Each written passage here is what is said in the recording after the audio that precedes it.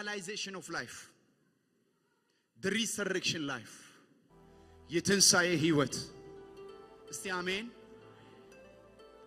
ዛሬ እግዚአብሔር ለአንድ ነገር እኔ ጸልያለሁ፣ አይኖቻችን ይከፈታሉ። ሰማይ ሶስተኛ ሰማይ አራተኛ ሰማይ እንድናይ አይደለም። ሶስተኛም አራተኛም ሰማይ ብታዩ ሰማይ ያዘለውን ድንቅ ያደረገውን ኢየሱስ አውርዶታል። ያ ክርስቶስ እኔና እናንተ ውስጥ አለ። መጽሐፍ ቅዱሳችን በአንደኛ ቆሮንቶስ ምዕራፍ 15 ላይ ጳውሎስ በሁለት ከፍለን ይሄንን መጽሐፍ አስተምራለሁ። ጳውሎስ ለተጠየቀበት ጥያቄ የሰጠው መልስ እንመለከታለን። አንደኛው ከቆሎዮ ቤተሰብ ለመጣለት ምዕራፍ 1 ምዕራፍ 2 ምዕራፍ 3 እና ምዕራፍ 4 እስከ ምዕራፍ 5 ድረስ ከቆሎዮ ቤተሰብ ለመጣለት ጥያቄ ጳውሎስ ምላሽ ከሰጠ በኋላ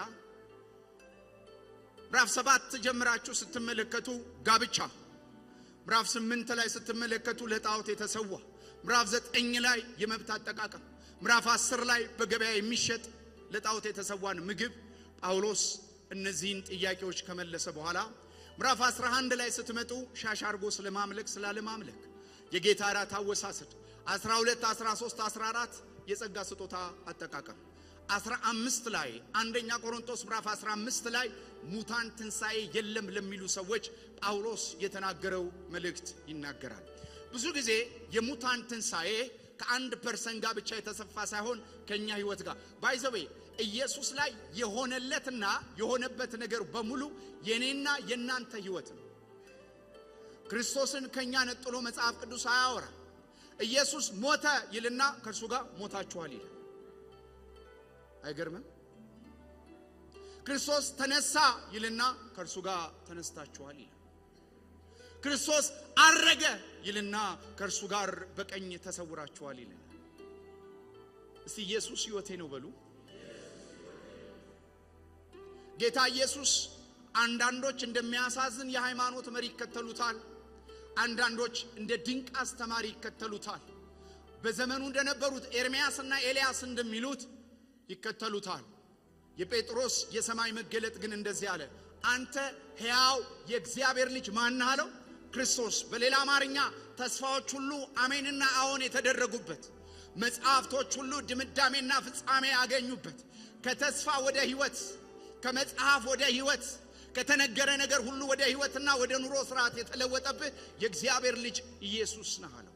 ስለዚህ አንደኛ ቆሮንቶስ ምዕራፍ 15 ላይ ስንመጣ ሙታን ትንሣኤ የለም የሚሉ ሰዎች አሉ።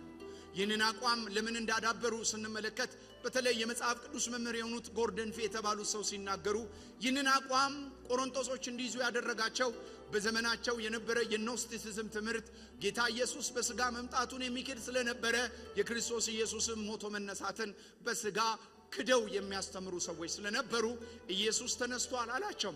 ይህንን ለማስረዳት አንድም ከታሪክ ሁለትም ደግሞ ትልቁን ሐሳብ የሚመለከተው ከኛ አንፃር ኢየሱስ መነሳቱን ለማሳየት መጽሐፍ ቅዱስ የጠቀሰው ማንን እንደሆነ ታውቃላችሁ? ከመጽሐፍ ቀጥሎ እኔና እናንተ። አይገርምም? we are evidence for the resurrection of Christ። ለክርስቶስ ኢየሱስ ትንሣኤ እኔ ኤቪደንስ ነኝ፣ እናንተ ኤቪደንሶች ናችሁ። how እሱን ነው ዛሬ የምንመለከተው።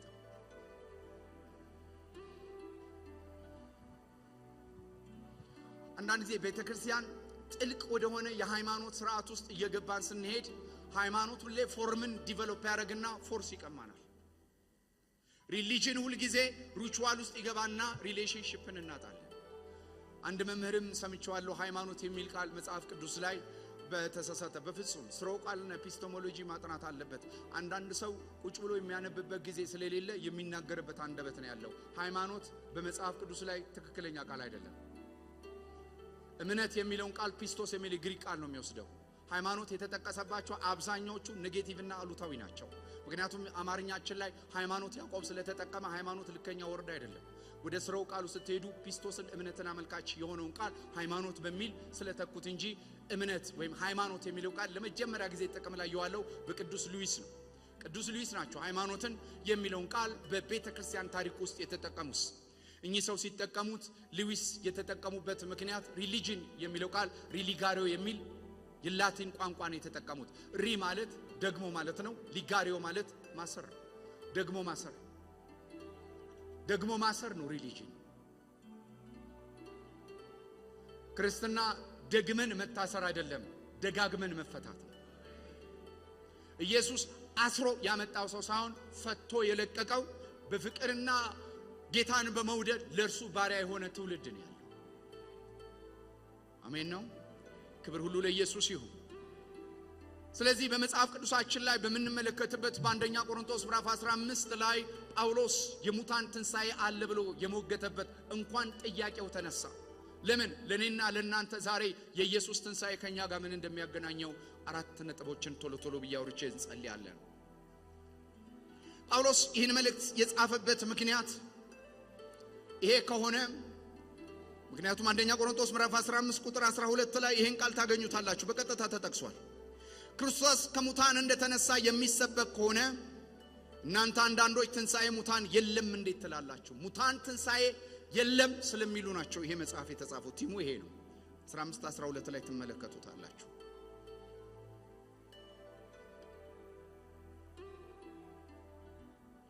ይህንን ለማስረዳት ሙታን ትንሣኤ እንዳለ ለማስረዳት ጳውሎስ የመጀመሪያ የጠቀሰው አንደኛ ቆሮንቶስ ምዕራፍ 15 ወንጌሉን ካብራራ በኋላ ቁጥር 3 ላይ እስከ 8 ያለውን በማንበብ ላሳያችሁ።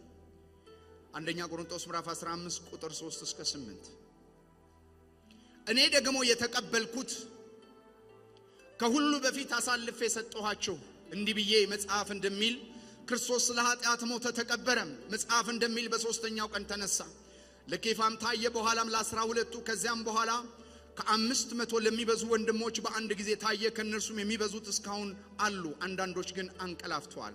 ከዚያም በኋላ ለያዕቆብ፣ በኋላም ለሐዋርያ ሁሉ ታየ። ከሁሉ በኋላ እንደ ጭንጋፍ ለመሆኑ ደግሞ ለኔ ታየኝ።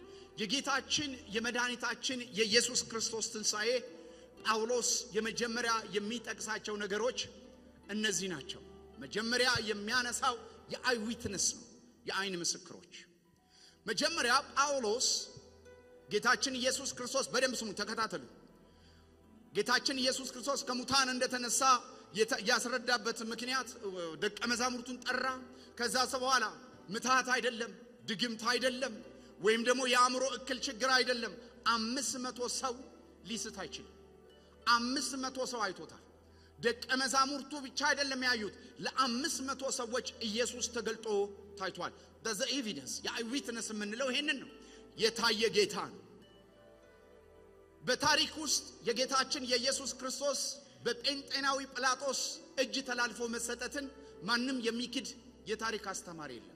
ኢየሱስ በታሪክ ውስጥ እንደነበረ፣ በታሪክ ውስጥ እንደተመላለሰ፣ እናቱ ማርያም እንደሆነች፣ ለ3 ዓመት ተኩል ምድር ላይ እንደኖረ፣ ነገር ግን በጴንጤናዊ ጲላጦስ ውሳኔ መሰረት በመሃል ከተማ ላይ ሁሉ እየታዩት እርቃኑን እንደተሰቀለ የታሪክ ማስረጃዎች አሉ።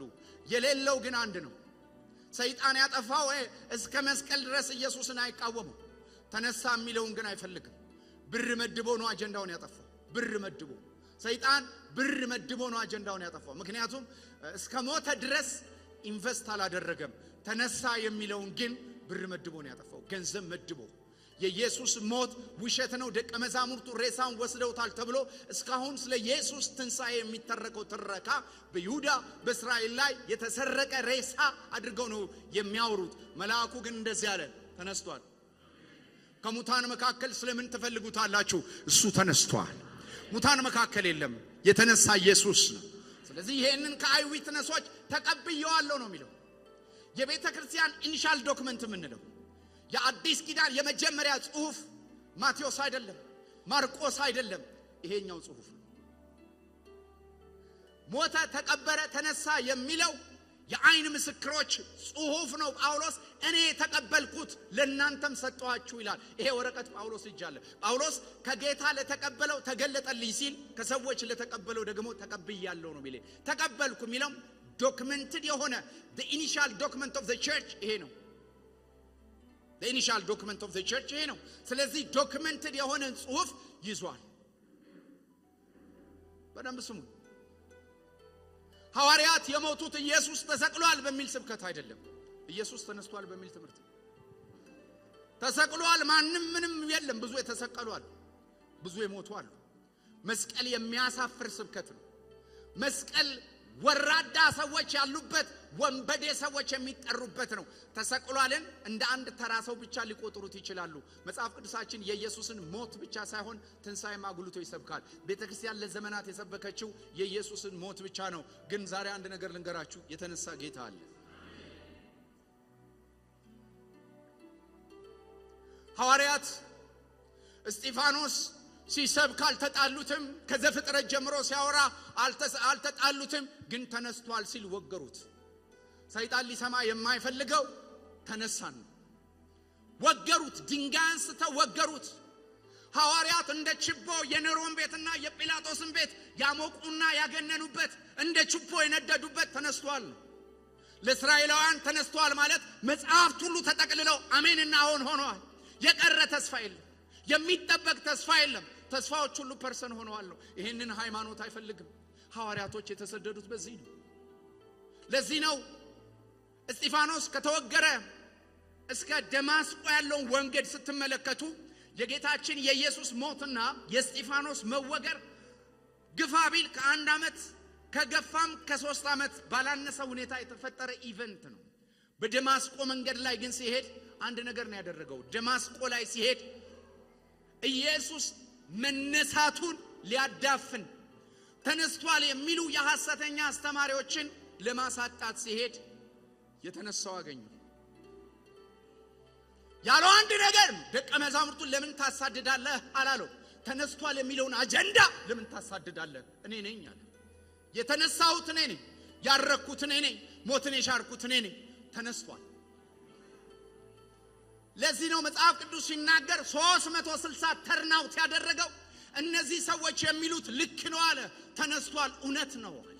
ለምን? ከሁሉ ለማንስ ለኔ ደግሞ ተገለጠልኛል። የተነሳና ያረክ ማንን ነው? እኔ የማሳድደው በደማስቆ ግለሰብ አላሳድድም። እኔ የማሳድደው ትንሣኤን ነው። ተነስቷል የሚለውን ነው የማሳድደው። እሱ እኔ ነኝ አለ። ትንሣኤ ለኢየሱስ ቀን አይደለም፣ በዓል አይደለም። እኔ ነኝ ትንሣኤ አለ። ለምን እኔ ነኝ ትንሣኤ አለ? ምክንያቱም እንደ ኢየሱስ ተነስቶ ያልሞተ ሌላ የለም። ትንሣኤ ፐርሰን ነደዱ። ሐዋርያቶች ነደዱ። ሐዋርያቶች የአራዊት መጫወቻ ሆኑ። ሰይጣን በሚችለው ኃይል ይሄ ወንጌል እንዳይሰበክ፣ የኢየሱስ መነሳት እንዳይሰበክ የሚችለውን ሁሉ ኃይል አጠፋ። ግን ከሚያጠፉት ዋነኞቹ የኢየሱስ ትንሣኤ ወደ ልዩ ክብርና ወደ ልዩ ሐሳብ እንዲገባ ከ12ቱ ደቀ መዛሙርት በላይ ጳውሎስን በደማስቆ ሲይዘው የሪሰረክሽን የመገለጥና የእርገት አገልጋይ እግዚአብሔር በኃይልና በክብር ይሄን ሰው አስነሳ። ዛሬ የምናነባቸውን የመገለጥ ትምህርቶች ወይም የትንሣኤ ትምህርቶችን በአብዛኛው የዘገበን ይሄ ሰው ነው። ስለዚህ ኢየሱስ ተነስቷል፣ ዶክመንትድ ነው። ከዛ በኋላ በመጨረሻም በኤቪደንስ እና በኮንክሉዥን እኔ ተገለጠልኝ በሚለው ይሄ የተነበበው መጽሐፍ ስክሩሉ ተረት አይደለም። ቁጭ ብለው ሰዎች የፈጠሩት ኢቨንት አይደለም። ስለሚወዱት አንዳንድ ጊዜ የምትወዱት ሰው በጣም የምትወዱት የቀርባችሁ ሰው ሞቱ እውነት እንደማይመስላችሁ እንደዛ አይደለም። የኢየሱስ እንደዛ አይደለም። ፋንታሲ ውስጥ ገብተው አይደለም። ሞቱን ክደው አልሞተም እኔማ እንደሞተ አልቆጥርም ብለው አይደለም። 40 ቀን አብረውት ተመላልሰው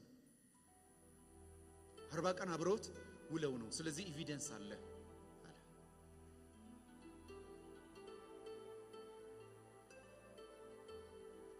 ስለዚህ ተገለጠልኝ ከማለቱ በፊት አንድ ነገር ነው የሚነገረን። ተቀበልኩት።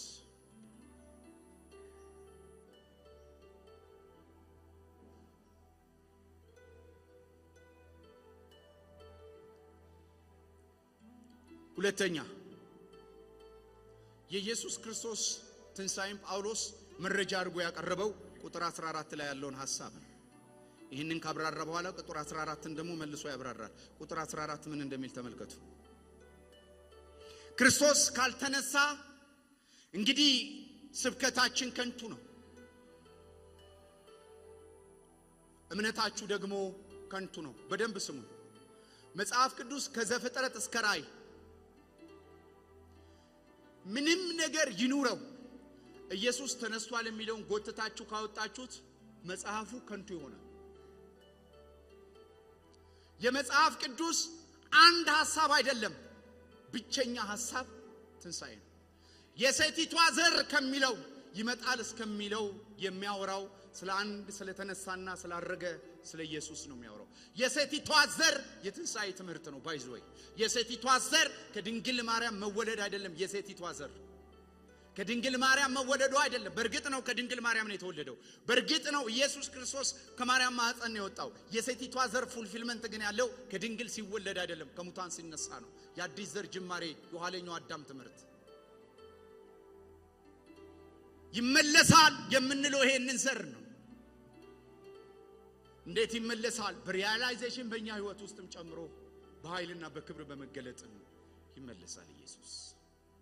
ስለዚህ የመጽሐፍ ቅዱስ አንድ መልእክት ብቻ አይደለም። መጽሐፍቶች ሁሉ የተጻፉበት፣ መጽሐፍቶች ሁሉ የተነገሩበት ዋነኛ ሐሳብ ሪሰሬክሽን ነው፣ ትንሣኤ ነው። የሪፎርሜሽን አባቶች ከሉተር ጀምራችሁ እነ ካልቪንን ጨምራችሁ የነዝዊንጊ የሌሎችንም እስከነ ዊሊያም ቡትስ እንቅስቃሴ ድረስ የቤተክርስቲያንን ታሪክ ስትመለከቱ የቤተክርስቲያን አርማ ትልቁ የተሰቀለ ኢየሱስ ነው።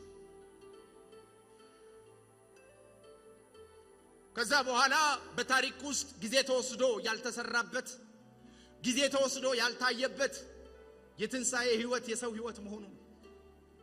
የትንሣኤ ህይወት በእኛ ውስጥ መንቀሳቀሱ ነው። የትንሣኤ ህይወት የግለሰብ ብቻ ሳይሆን የኮሚኒቲ ህይወት መሆኑ ነው።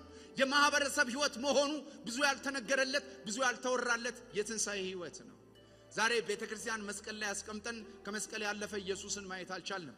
ከተስፋ ያለፈ፣ ከቅፍ ያላለፈ፣ ከመስቀል ያለፈ። ዛሬ ግን እነግራችኋለሁ የከበረና የነገሰ በህይወታችሁ ላይ ጌታና አምላክ ሆኖ የተገለጠ ክርስቶስ አለ። በልባችሁ ያመናችሁት ኢየሱስ ክርስቶስ አንድ ነው። እርሱ ማን እንደሆነ በልባችሁ አምናችሁ ባፋችሁ የተናገራችሁት ምን ይላል? ሰው በልቡ አምኖ ባፉ መስክሮ የተባለለት ምንድነው? በልባችሁ የምታምኑት ኢየሱስ ክርስቶስ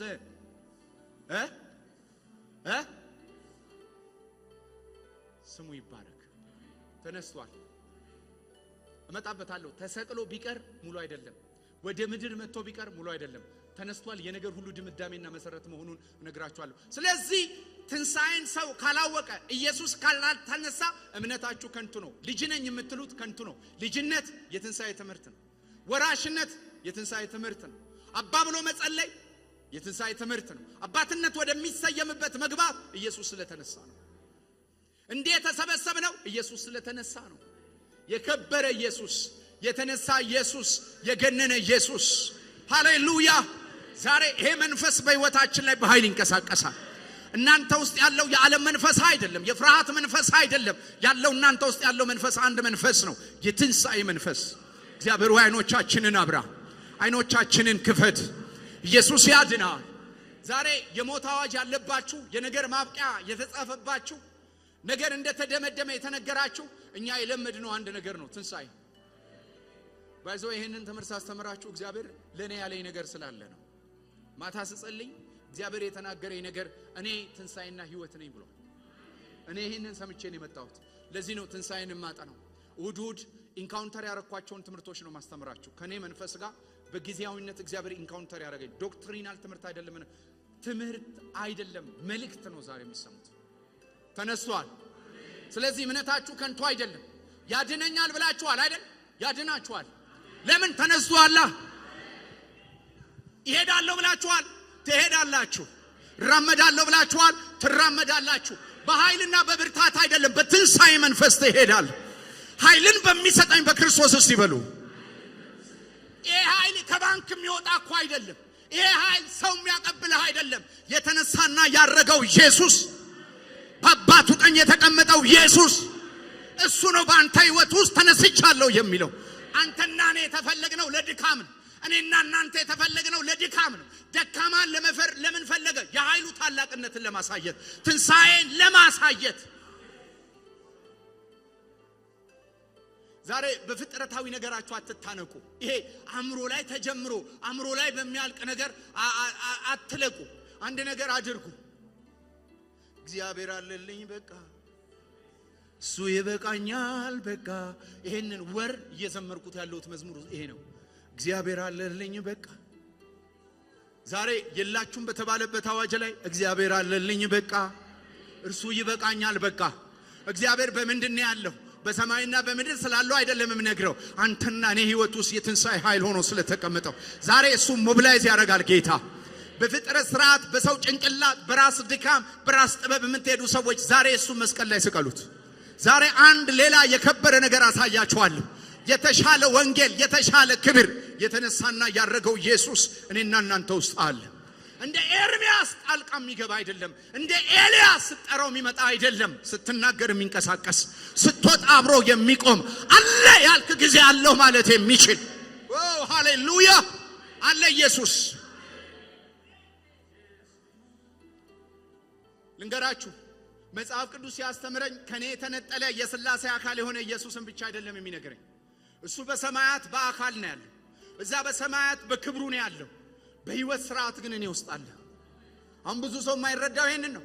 ክርስቶስ በእናንተ ውስጥ አለ ማለት ጌታ ኢየሱስ ክርስቶስ የእናንተ የህይወት ስርዓታችሁ ነው። የህይወት ዳይናሚካችሁ እሱ ነው እያለ ነው መጽሐፍ። we have it።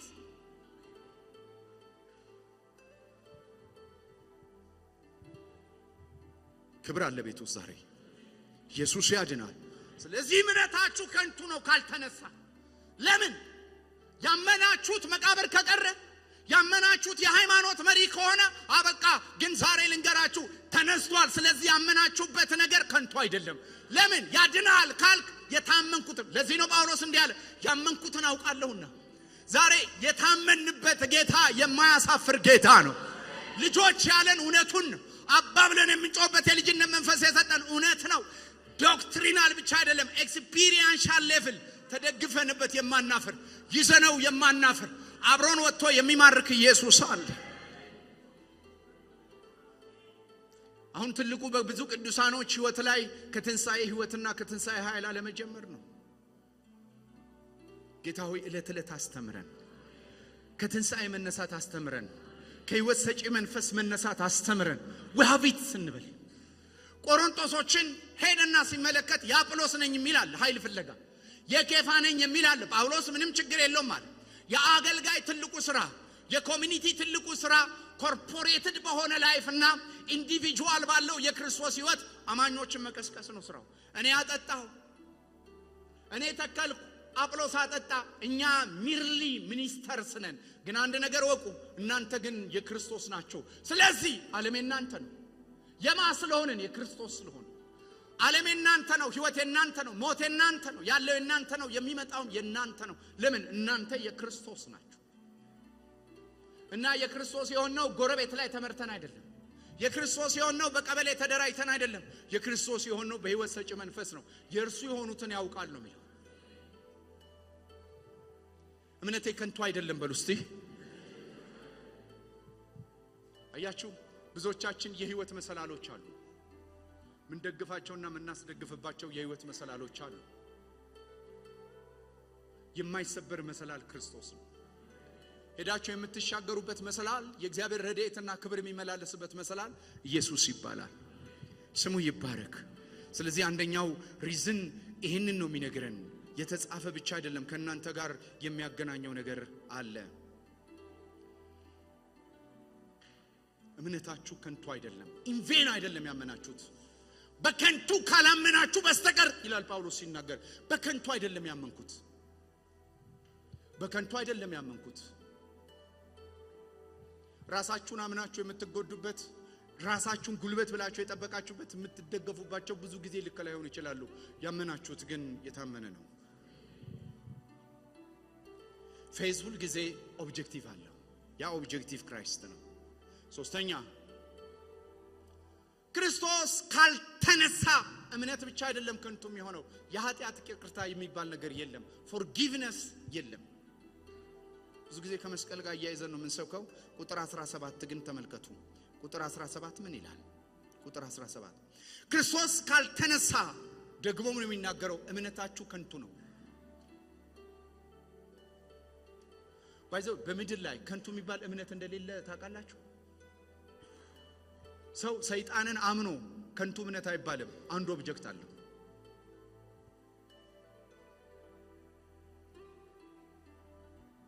ፕሪሸብልና ዲስትራክቲቭ የሆነው ፌዝ ምን አይነት ፌዝ ነው ብትሉ፣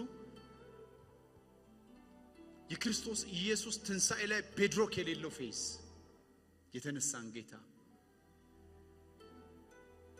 ከዛ ይህንንም ደግሞ ከነገረን በኋላ እስካሁን ድረስ በኃጢአት አላችሁ እስካሁን በኃጢአት አላችሁ ኢየሱስ ካልተነሳ ምን ይያለ እንደሆነ ላስረዳችሁ ከኃጢአት ይቅርታ ጋር መስቀል ነው ብዙ ጊዜ የምናያይዘው ሞቱን ትንሣኤው ከኃጢአት ይቅርታ ጋር እንዴት ይያያዛል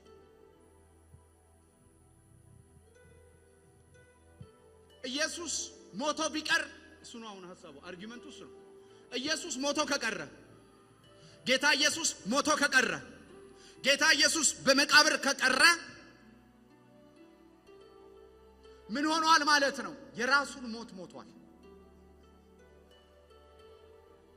ለምን ኃይለኛ ከተባለው ሞት ውስጥ ማንም ፍጥረት ሊያመልጥ አይችልም ፍጥረት ሁሉ የሚሞትበት ትልቁ ምክንያት ደግሞ ኃጢአተኛ ስለሆነ ነው አልሰማችሁኝ ይኸውላችሁ ከክርስቶስ ትንሣኤ ጋር እንዴት እንደሚያያዝ ላሳያችሁ ሁሉ ሰው መቃብር የሚገባበት ትልቁ ምክንያት የኃጢአት ደሞዝ ሞት ስለሆነ ነው በአንዱ አዳም በመወለዳችን ሁላችንም ኃጢአተኞች ነን ያለ ግብር ኃጢአት ሕፃናት ኢኖሰንት የሆኑ ክፉና ደግ የማያውቁ እንኳን ሕፃናት ወደ መቃብር ይዘልቃሉ አንድ ግን ለማበስበስ መቃብር ውስጥ ለማክረም ሞት ፈለገና አልበሰብሳለሁ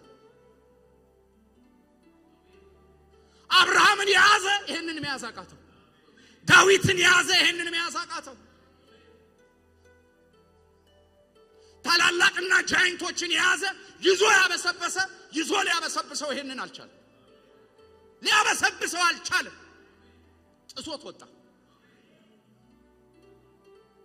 ሞት ተሸነፈ ሞት በህይወት ለመጀመሪያ ጊዜ ተሸነፈ አይ ሞተው የተነሱ ሰዎች ዳግም ይሞታሉ በማይሞት ህይወት ሞት ባለበት መንደር የማይገኝ ሞት በገባበት ሰፈር የማይገኝ ሞት ወይ መውጊያ ይታለ ብሎ የተናገረው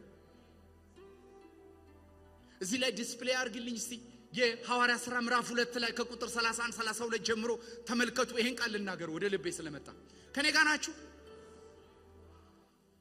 the greatest enemy poverty አይደለም ድህነት አይደለም ማጣት አይደለም the greatest enemy death ነው ማንም ሰው ምንም ነገር ያድርግ under death ነው ያለው ግን አንድ አለ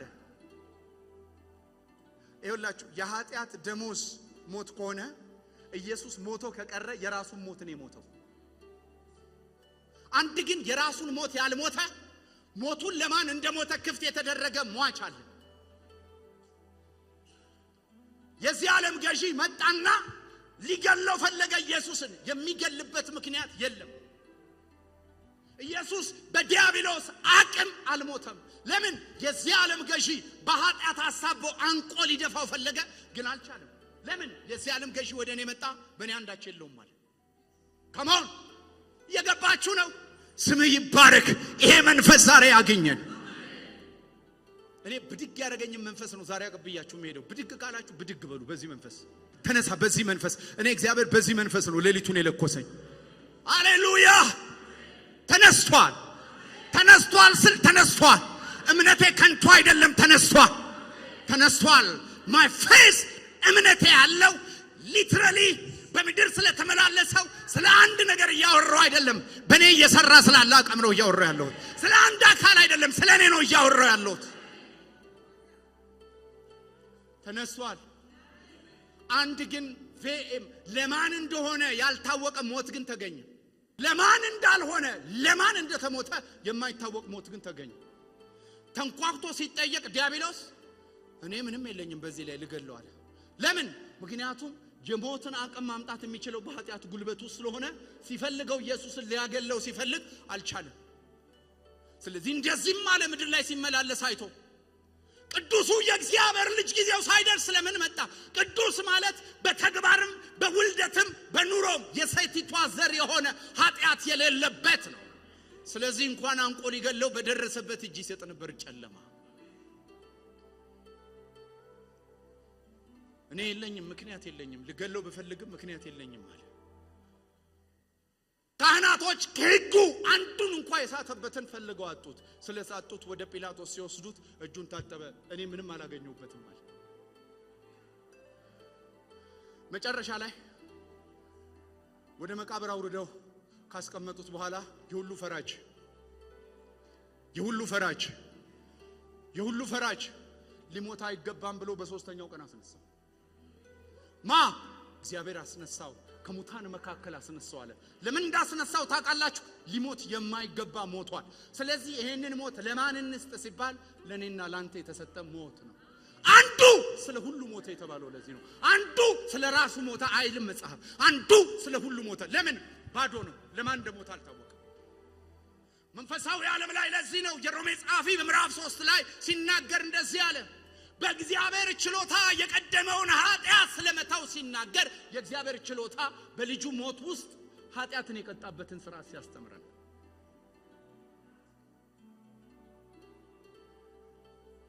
ስሙ ይባረክ። ይሄ መንፈስ ዓለም ላይ ሪያሊቲና ትራንዛክሽን ነው። ይሄ በእግዚአብሔር ዓለም ውስጥ የተካሄደ መለኮታዊ ትራንዛክሽን ነው። ፍጥረት እያየ የማያየው፣ ጆሮ ያለው የማያየው፣ ሃይማኖተኛ የማይገባው ወስደው ያንጠለጠሉት። የሐዋርያት ሥራ ምዕራፍ 2 ቁጥር ስለ ክርስቶስ ትንሣኤ አስቀድሞ አይቶ ነፍሱ በሲኦል እንዳልቀረች ሥጋው መበስበስን እንዳላየ ተናገረ ይላል። ከዛስ ይህንን ኢየሱስ እግዚአብሔር አስነሳው። ለዚህም ነገር እኛ ሁላችን ምስክሮች ነን። በባሪያ በሲኦል መበስበስን አያይም ብሎ ትንቢት የተነበየው ማን ነው? ዳዊት ነው። ግን ስለ ራሱ አይደለም ይለናል የሐዋርያት ሥራ ጸሐፊ። ለማን ነው ይህንን? ከዛስ 33 ቶሎ ስለዚህ በእግዚአብሔር ቀኝ ከፍ ከፍ ብሎ የመንፈስ ቅዱስን ተስፋ ቃል ከአብ ተቀብሎ ይህንን ለእናንተ ከዛስ ዳዊት ወደ ሰማያት አልወጣም። ባሪያ በሲኦል መበስበስን አላይም ካለ በኋላ እሱ ወደ ሰማይ አልወጣም። ነገር ግን እሱ ጌታዬ ጌታዬ ጠላቶች የእግር መርገጥ። ከዛ ቀጥል እንግዲህ ይህንን እናንተ የሰቀላችሁት ኢየሱስን ዳዊት ወደ ሰማይ አላረገም ብቻ አይደለም፣ መቃብሩ እኛ ጋር ነው ያለው። ዳዊት የት ነው ያለው? መቃብሩ በእኛ መካከል ይገኛል። ስለዚህ ቅዱስ መበስበስን አያይም። መበስበስን ለምንድን ነው የማያየው? ለምንድን ነው መበስበስን የማያየው? ቅዱስ ስለሆነ።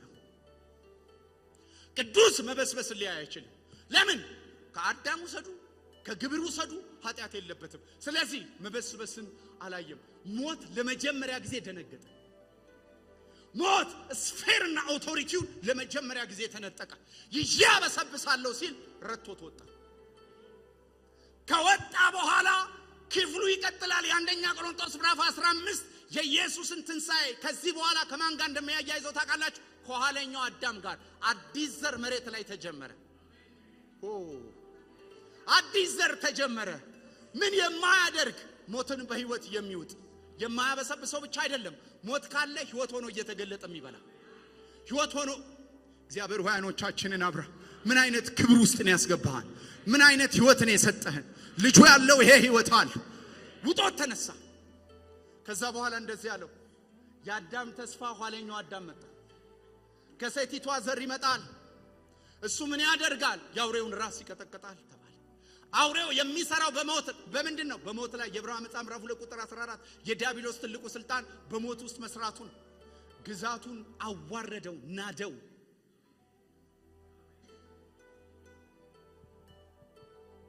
ይሄ ሰዎች ቢገባቸው መንግስተ ሰማይንና የዘላለምን ህይወት እየደበላለቁ ትገባለህ አገባም ከሚል ሃይማኖት ጨዋታ ሰዎች ይወጡ ነበር። ምን አይነት ስራ እግዚአብሔር እንደሰራ። እግዚአብሔር ክብሩን የሚገልጠው ሰዎችን በሲኦል መተው አይደለም። የእግዚአብሔር ክብር የተገለጠው የሲኦልን ሞት በህይወት በመለወጡ። አንድ ነገር ልንገራችሁ። እግዚአብሔር ኃጢአትን፣ ሞትን፣ ዲያብሎስን ለአንዴና ለመጨረሻ የኢየሱስ ክርስቶስ መስቀል እንዲህ ስታዩት እግዚአብሔር ለኃጢአት ላይ ያለውን ይሄ እግዚአብሔር ልጁን በመስቀል ላይ እንደቀጣ አይደለም ልንረድ። በደንብ ስሙኝ። የኢየሱስ መስቀል በሉኝ እስቲ። እግዚአብሔር ልጁን የቀጣበት ሳይሆን ኃጢአትን በልጁ በኩል የቀጣበት ነው። ይሄን በደንብ መረዳት አለባችሁ። ምክንያቱም እግዚአብሔር የሆነ ቁጣውን በልጁ በኩል እያረካ አይደለም። የሆነ ልጁን እየጠበጠበ አይደለም። የሰው ልጆች ጠላት የሆነውን ሞትና የሰው ልጆች ሁሉ ጠላት የሆነውን ኃጢአት እየጠበጠበው ነው። እግዚአብሔር ጠላቶቹን ያሸነፈበት የድል ቦታ ነው። መስቀል የለቅሶ ቦታ አይደለም።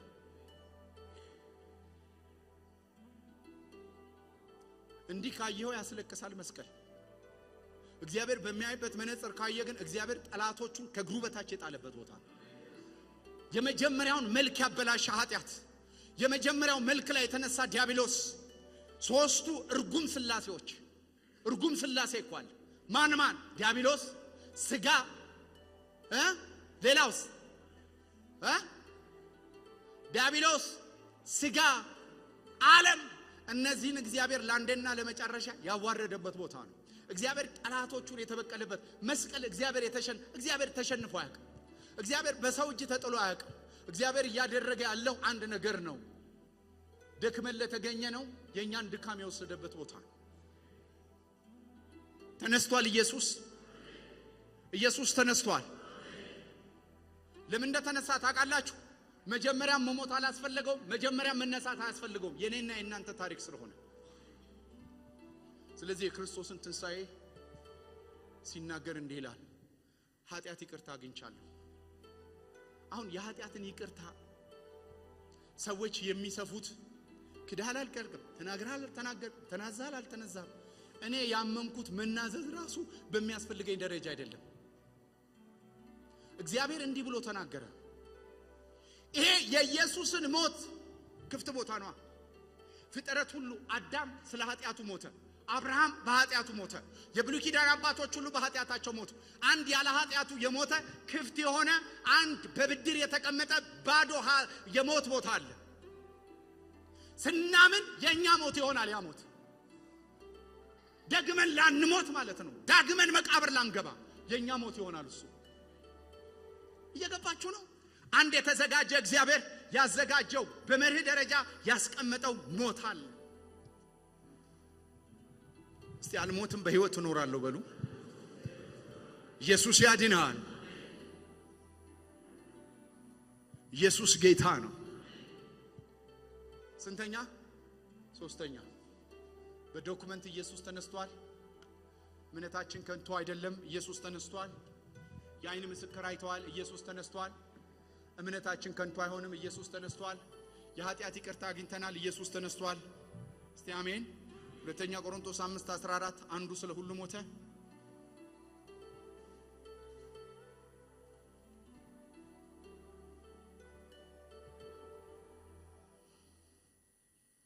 ሃሌሉያ።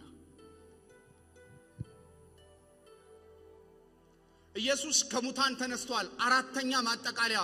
ስለዚህ ሙታን ትንሣኤ አለ። ሙታን ትንሣኤ አለ።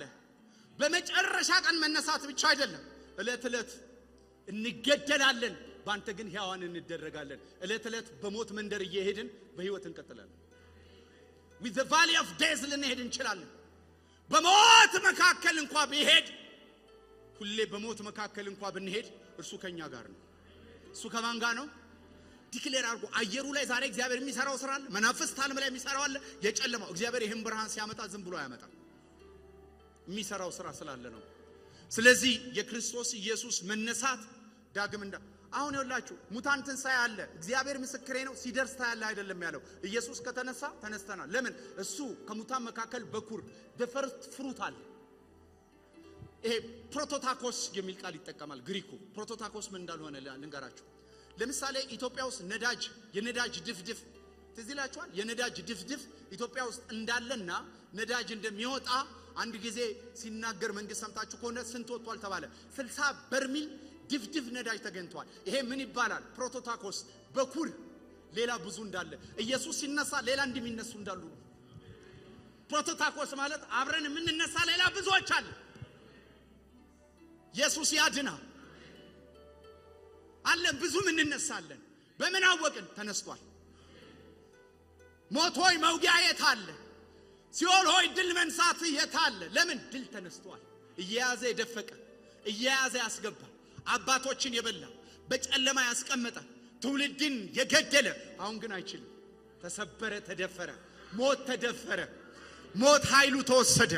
የሞት መውጊያ ተሰበረ። የሞት ጣር ተሸነፈ። ተሸንፏል። ሞት ተሸንፏል። ስለዚህ ሞት ከተሸነፈ የሞተው ያንተ አይደለም። ህይወት የሌለበት ያንተ አይደለም። ዛሬ እኔ ጸልያለሁ፣ እግዚአብሔር ያራግፈዋል። ዛሬ እንደ መልእክተኛ ከሰማችሁኝ እንደ መልእክት ህይወታችሁ ላይ ይሰራል። እንድትቀበሉኝ ምናምን እየሞከርኩ ሳይሆን እግዚአብሔር ምስክሬ ነው፣ መልእክት ነው። ዛሬ ብትሰሙኝ ይሄ የእናንተ ህይወት ይሆናል። በብዙ ማስረጃ ቃል ነው የመጣሁት። ከኔ ቃል ማስረጃ በላይ ደግሞ ይሄ ቃሉ እውነት ይሄን ነው የሚናገረው። ተመልከቱ ለኔና ለእናንተ የሰማነው ወንጌል ምን አይነት ወንጌል ነው? አሁን ትልቁ ችግር የሰማነው ወንጌል ላይ ነው። አንዳንዶቻችን የሰማነው ተሰቅሎ የቀረ ኢየሱስ፣ አንዳንድ ሰው የሰማው ወንጌል ማርያም እቅፍ ላይ ያለ ቤት ተቀምጦ የምናባብለው ኢየሱስ። እግዚአብሔር ግን ሊያስተዋውቀን የፈለገው የህይወት ኢነርጂ፣ የህይወት ኳሊቲ፣ የህይወት ጉልበት። ይሄን ከማውራቴ በፊት ግን ሁለት ነገር ልለይላችሁ። አሁን ብዙ ሰው የሚሳሳተው የዘላለም ህይወትንና መንግስተ ሰማይን ሰው ያደበላልቃል። መንግስተ ሰማይ ትገባለህ አገባም ይላል። ያው ከመንግስተ ሰማይ የሚቀድመው መንግስተ ሰማይ ላይ ኳሊፋይድ የሚደረገው ህይወት ነው። መንግስተ ሰማይ የልጁን አይነት ህይወት ላላቸው ሰዎች የተዘጋጀ ነው። ስለዚህ መንግስተ ሰማይ ለመግባት የልጁ ህይወት ይቀድማል። እሺ አሳ ላይ ውሃ ውስጥ ለመክረም እኮ አሳ መሆን ነው የሚቀድመው፣ ውሃ አይቀድምም። ለዚህ ነው ቤተክርስቲያን ከዘላለም ህይወት ትምህርት ይልቅ የዘላለም ህይወት ባይዘበይ ረጅም እድሜ አይደለም፣ የዘላለም ህይወት ፐርሰን ነው። የዘላለም ህይወት እኔ ነኝ ብሏል ኢየሱስ። ዘላለም ህይወት ሲባል የተዝለገለገና ረጅም የማያበቃ አድካሚ ህይወት ወይም ደስ የሚል ህይወት አድርጋችሁ እንዳትመለከቱ።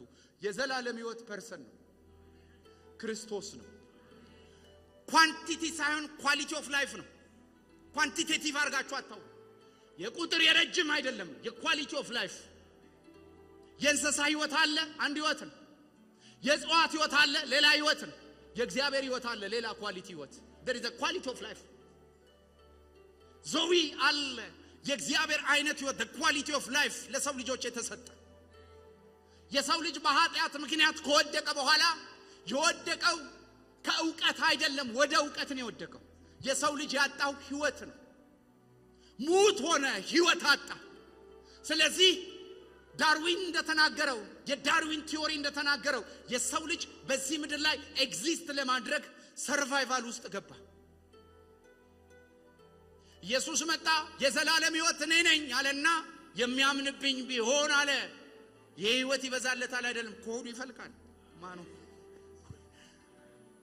እግዚአብሔር ወያኖቻችንን አብራ ከሆዱ የህይወት ውሃ ምንጭ ይፈልቃል አለ። ስለዚህ እሱ በገባበት ሞት ካለ ህይወትን ይሰጣል፣ ጨለማ ካለ ብርሃንን ይሰጣል። ለምን? እግዚአብሔር ይሄንን ህይወት ቻናል አድርጎናል።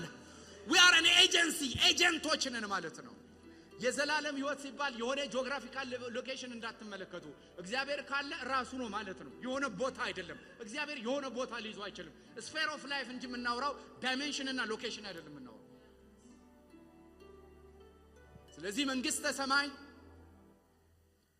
ጥሩ ስራ ለሰሩ ሰዎች የሚሰጥ ሽልማት አይደለም። መንግስተ ሰማይ ደካማና የኔቢጤ የሆኑ ልብሳቸውን በበጉ ደም ያጠቡ ድካማቸውን ያወቁ ያለሱ መኖር የማይችሉ ሰዎች ስብስብ የተሰጠ ስጦታ ነው። የዘላለም ህይወት ስጦታ ነው፣ ሽልማት አይደለም። ከሽልማት እግዚአብሔር ያውጣል። ሽልማት አይደለም፣ በስራ የምንሸለመው አይደለም። በስጦታ የተካፈልነው ህይወት ነው። ዘላለም ህይወት ሽልማት ነው። መንግስተ ሰማይ ሽልማት ነው። ሲነር ኃጢአተኞች፣ ነፍሰ ገዳዮች፣ ወንበዴዎች የተጠሩበትና የተጋበዙበት ቦታ ነው። ብቁ ለሆኑ ሰዎች የተዘጋጀ ሽልማት አይደለም። ይሄ የሰርቫይቫል ትምህርት ነው። እግዚአብሔር አባት ነው። እስቲ አሸንፍ፣ እስቲ አውደልድል በፊቴ ብሎ የሚሰጥ ሽልማት አይደለም። ድካምህን ብርታትህንም አያውቀውም። እሱ በአባትነት ፍቅር ነው አንተን የሚያውቅ፣ ካንተ ተነስቶ አያውቅም። ጌታ ኢየሱስ እንዲህ ብሎ ተናገረ። በስመ አጋንንት አውጥተናል፣ አላወጣችሁም አላላቸው። እንዲህ አድርገናል፣ አላረጋችሁም አላላቸውም። ያወጡት በአጋንንት መንፈስ ነው በእግዚአብሔር መንፈስ ነው የሚል ቤተክርስቲያን የምገባበትን ክርክር አልተከራከረም። ያላቸው አንድ ነገር ነው፣ አላረጋችሁም ሳይሆን አላቃችሁም። እግዚአብሔር የሚያውቅ በዘላለም ህይወት እንጂ በስራ አያውቅም። አቃችኋለሁ ማለት እግዚአብሔር የሚያውቀን በአይደንቲቲ እንጂ በወርክ አይደለም። በስራ ከታወቅ ወዛደር ነህ፣ በማንነት ከታወቅ ቤተሰብ ነህ። የዘላለም ህይወት ከእግዚአብሔር በተካፈልነው ህይወት ቤተሰብ መደረጋችንን የሚያወራ ነው። የወዛደር ትምህርት ተው። ወዛደርነት መጥፎ ነው፣ ላባደርነት መጥፎ ነው፣ ወታደርነት መጥፎ ነው አላልኳችሁም። ተርተር ያላቸው ነገሮች በሙሉ እዚህ ምድር ለመኖር አስፈላጊ ናቸው። እነሱን ይዛችሁ ግን እግዚአብሔር ጋር አትምጡ። እግዚአብሔር አሁን የሚፈልገው ልጆች እንጂ ሰርቶ አደሮች፣ አርብቶ አደሮችና ወታደሮች አይደለም። ልጆች ነው። ልጆች ነን እኛ፣ ወራሾች ነን። ልጁ ያለው ምን አለው? ፍዘት ግን አለ እዚህ ቤት ውስጥ። እየተወራ ያለው ስለናንተ ነው። የተሰራው ስራ ስለኔና ስለናንተ የተሰራ ስራ ነው። ጠንክረው ስለሚሰሩ አርብቶ አደርና ወዛደሮች ጌታ ኢየሱስ እነሱን ይባርክ። በዚህ ግን መንግስተ ሰማይ አይገባም። እግዚአብሔር አሁን የሚፈልገው ልጆች ነው። ማንም ሰው ጠንክሮ ስለሰራ ቤታችሁ ውስጥ በጣም ጠንካራ ስለሆነ ወይም ጠንካራ ስራ ስለሰራ በመስሪያ ቤት ውስጥ ፕሮሞሽን ሊያጋጥመው ይችላል። እሺ የዕብራውያንን ቀጥታ ትርጉም ለምን አንጠቀምም? የዕብራውያንን ቃል ቀጥታ ልጠቀም። የዕብራውያን ጸሐፊ እንደዚህ ይላል፣ ወንድሞቼ ብሎ ሊጠራ አላፈረብንም ይላል። ከዛ በፊት ምን እናደርግ ነበር? የምናሳፍር። ወንድሞቼ ተብለን ለመጠራት የምናሳፍር ነን። ከዚህ በኋላ ባሮች አልላችሁም ወዳጆች እላችኋለሁ። ይሄንን ሊንጉስቲክ ወርዶች የለወጠው ምንድነው? ትንሣኤ። ያንን የተናገረው ከመቼ በኋላ ነው? ከትንሣኤ። ለምን? ያ ህይወት ጊፍት ሆነ። ያ እግዚአብሔር ጋር ብቻ የነበረው የዘላለም ህይወት፣ ያ እግዚአብሔር በዘፍጥረት በመጀመሪያው አዳም እግዚአብሔር ሊሰጠው የሚፈልገው አዳም፣ ያ ህይወት አዳም ጥሎት የወደቀው ያ ህይወት የእግዚአብሔር አይነት ህይወት። እግዚአብሔር ወገኖች ወይ በኪሱና በብሩ እግዚአብሔር ሞገስ በተባለ ውጫዊና ምናምን ቅል አይደለም ሊያኖራችሁ የሚፈልገው። እሱ በእናንተ መኖር ነው የሚፈልገው። እኔ ባለውበት ይኖራሉ ነው። የዘላለም ህይወት አብሮ መኖር ነው እግዚአብሔር የሚፈልገው። ፋሚሊ ነው። ዊኒድ እግዚአብሔር ይሄንን ያለው ስላሴ የሚለን ይሄ ነው። ቤተሰብ እንፈልጋለን። ወንድሞቼ ብሎ ሊጠራ አላፈረብንም። ሁሌ የምጠቀማት ምሳሌ አለ። ማናችሁም የፈለገ ድመታችሁን ብትወዱት ድመታችሁ ቤት ውስጥ ቢኖር ንብረት ማውረስ ትችላላችሁ። መልክ ግን መውረስ አይችልም። እኔን ቁርጥ የመሰለ ድመት አለኝ ቤት ውስጥ ያለ ሰው ካለ በአካባቢ ቼክ መደረግ አለበት። እኛን የሚመስል ድመት የለም። እግዚአብሔር ግን እሱን የሚመስሉ ወደ ልጁ መልክ የሚያድጉ በዘላለም ህይወት አማካይነት ቤተሰብ ፈለገ።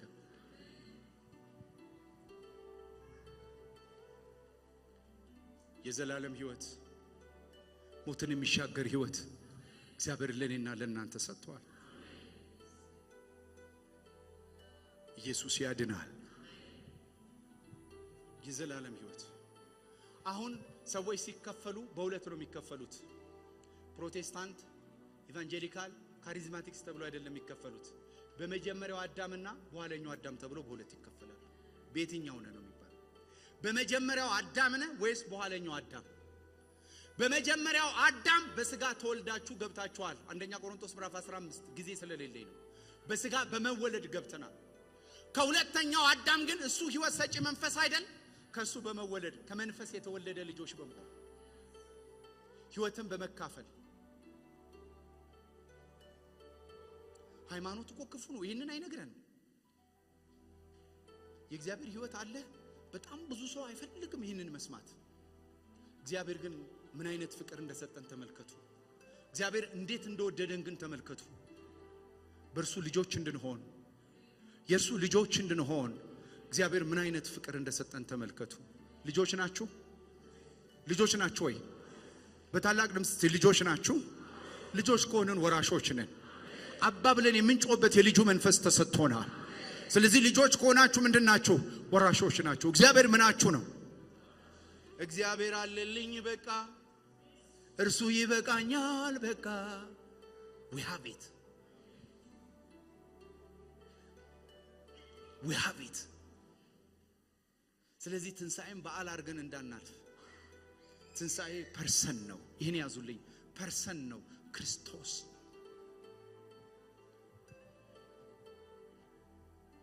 ይሄ ነገር ወደ ምድር እንዴት ነው የሚወርደው? ወደ ምድር የሚወርደው ምድራዊ ስላልሆነ በመንፈስ ነው የሚወርደው። እንዴት? በመንፈስ እያደግን ስንሄድ በመንፈስ ይህንን ትምህርት እየተረዳን እንሄዳለን። የሚታይና የሚዳሰስ አይደለም። በኢየሱስ ትንሣኤ ላይ እንደተዋሸው ሁሉ በእናንተ ትንሣኤም ላይ ጠላት መዋሸት ይፈልጋል። ግን ተነስተዋል። የተነሳውና ያረገው ኢየሱስ እኔና እናንተ ውስጥ አለን።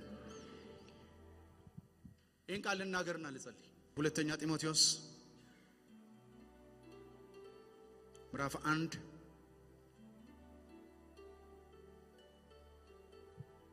ቁጥር 8 ላይ የእግዚአብሔር ቃል እንዲህ ይላል፣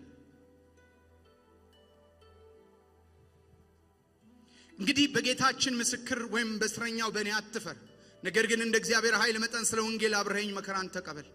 ያዳነን እስቲ ያዳነ ይበሉ። በቅዱስም አጠራር የጠራን እግዚአብሔር ነውና። የጠራን በምን አይነት አጠራር ነው? በቅዱሱ። ይህም እንደ ራሱ ሐሳብ ጸጋ መጠን እንጂ እንደ ስራችን መጠን አይደለም። ይህ ጸጋ ከዘላለም ዘመናት በፊት በክርስቶስ ኢየሱስ ተሰጠን። በአጭር አማርኛ እግዚአብሔር አንድን ነገር ሰጧችሁ ሲል ከጊዜና ከታይም ስፔስና ታይም ስለማይፈልግ መንፈስ ስለሆነ ጌታ እሱ የሰጠን የሁሉ ችግር ከመፈጠሩ በፊት ነው። በሌላ አማርኛ the original plan of God በዚህ እንድንኖር ነው የተፈለገው። ውድቀት አዛብቶብን ነው እንጂ በዚህ እንድንኖር ነው የተፈለገው። ይህ ጸጋ፣ ይህ ስጦታ ከዘላለም ዘመናት በፊት በክርስቶስ ኢየሱስ ተሰጠን። ምንድነው የተሰጠን? አሁን ግን በመድኃኒታችን በኢየሱስ ክርስቶስ መገለጥ ታይቷል። የተሰጠው መቼ ነው? ከፍጥረት በፊት የተገለጠው በማን ነው? በክርስቶስ። እስቲ ከኔ ጋር 40 ደቂቃ ወለም ዘለም ሳትሉ አዳምጡኝ። እስቲ እንዲህ ያላችሁ እስቲ ኮንሺየስ ሆናችሁ እንደ ቶሚ ጄሪ አይናችሁን አፍጠጣችሁ ዓለም ሳይፈጠር በሉ እስቲ በጸጋ እግዚአብሔር የሰጠኝ በክርስቶስ፣ በሌላ አማርኛ በጊዜ ውስጥ ለኔ የገለጠው እሱ ምንድነው? ተመልከቱ ምን እንደሚል። ምንድነው እሱ የተገለጠው? የተገለጠው ምንድነው? እርሱ ሞትን ሽሯልና። ሞት ተሽሯል በሉ እስቲ። ሞቱን ሽሯልና ሰባኪና ሐዋርያ አሕዛብን ማስተማሪ እንደሆን በተሾምኩበት በወንጌል ሕይወትንና ዓለማጥፋትን ወደ ብርሃን አውጥቷልና። ሃሌሉያ! ሕይወትንና ዓለማጥፋትን ወንጌል ማለት ሕይወትና ዓለማጥፋት ሞት የተሻረበት የምስራች ነው። በአጭር አማርኛ አጠፉ፣ በአጭር አማርኛ ሕይወት አላችሁ። እንዴት አወቅን? በወንጌል የምስራች እግዚአብሔር ሰበከ። ምን አለ? በዘፍጥረት ሞት፣ በዘፍጥረት መጥፋት፣ በዘፍጥረት የገባውን ማንኛውም ነገር በኋለኛው አዳም አማካኝነት የምስራችን እግዚአብሔር ተናገረ። ምን የሚል የምስራች ተናገረ? ሕይወትንና ዓለማጥፋትን። የዚህ ሳምንት ዋነኛው ነገራችሁ ሕያው ነኝ አልጠፋም፣ ሕያው ነኝ አልጠፋም፣ በሕይወት እኖራለሁ፣ እገዛለሁ፣ በሕይወት መንፈስ እገዛለሁ፣ በሕይወት መንፈስ እመላለሳለሁ። ሕያው ነን፣ ሕያው ነን። አሁን ትንሣኤ ጀመረና ኢየሱስ ሕያው ነው ብሎ አይጨርስም። አንተ ከሱ የተነሳ ሞት ተሽሮልሃል፣ ሞት ጠፍቶልሃል። ስለዚህ ዓለማጥፋትንና ሕይወትን ለኔና ላንተ ታውጇል። የተገነጠለ ኢየሱስ ሳይሆን ሕይወት የሆነውን ኢየሱስ አየና። ያልጠፋችሁት ዘመድ ስለሌላችሁ ወይ ያልጠፋችሁት የሆነ ነገር ስለምትችሉ አይደለም። ዓለማጥፋት በእናንተ ሕይወት ውስጥ ወንጌል ተሰብኳል። ሕይወትና ዓለማጥፋት። እስቲ ጩሁና ሕይወትና ዓለማጥፋት በሉ። በጌታ በኢየሱስ ስም ይሄ ጓዳችሁ ላይ ይስራ። የዚህን የሕይወት ሥርዓት ቤታችሁ ተመልከቱ። ጓዳና ቤታችሁ የዚህ የሕይወት ሥርዓት ጉልበት በኢየሱስ ስም ይግባ። ሕያው ነኝ፣ ሕያው ነኝ። ኢየሱስ ያድናል። ሕያው ነን። ወንጌል ይሄ ነው። ወንጌል ይሄ ነው። ትጠፋለህ ወንጌል አይደለም። ትሞታለህ ወንጌል አይደለም። ሞታለህ ወንጌል አይደለም። ወንጌል አያስፈልገውም። ዴይሊ ሞት እንዳለ እኔ ራሴ አውቀዋለሁ። በምን ታውቃለህ ብትሉኝ እኔ ዛሬ 12 እና 13 ዓመት ጸጉሬ እንዲያ 12 ዓመቴ ላይ እንዲያልነበረም ጸጉሬ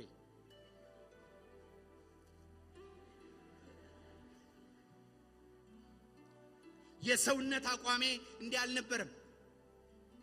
ስለዚህ አውቀዋለሁ።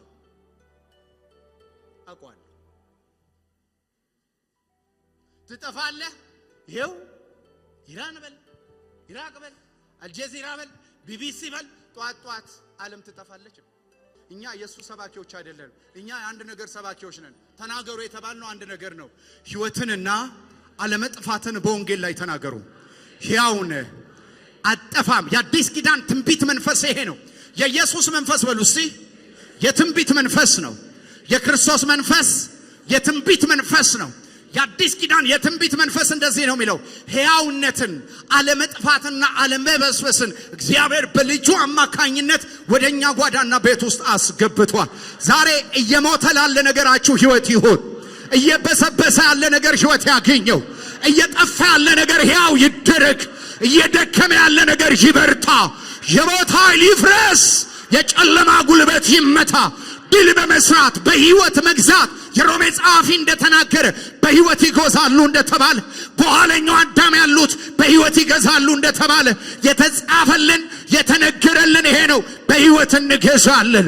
እባብና ግንጥን እንጫማለን። የሞትን ኃይል እያፈረስን የጨለማን ጉልበት እየካደን ያመጻ አሰራርን እያፈረስን ድል